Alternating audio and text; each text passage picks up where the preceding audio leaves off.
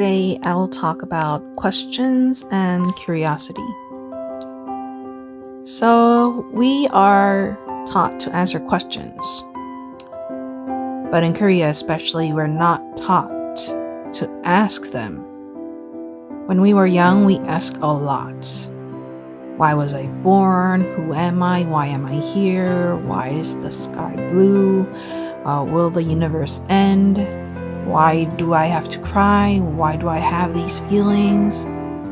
And at some point, we learned that asking too many questions can be annoying.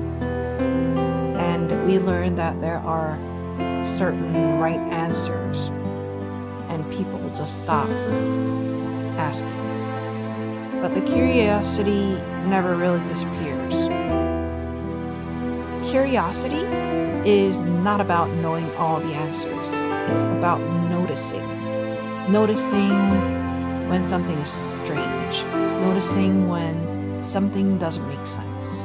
Noticing when we want to understand more.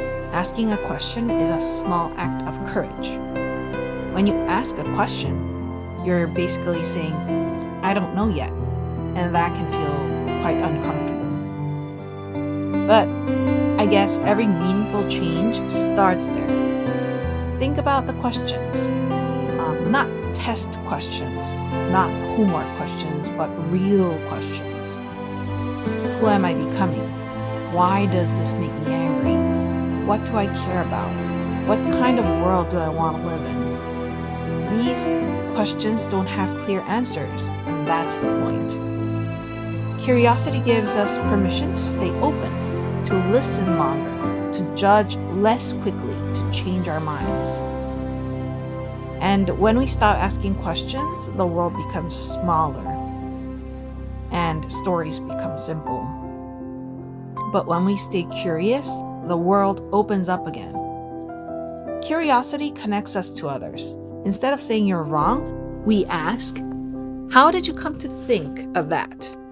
Instead of saying, this is boring, we ask, what am I missing? Curiosity turns walls into doors. Curiosity is not a skill. It's an attitude. It's a way of saying there's more. You don't have to answer today.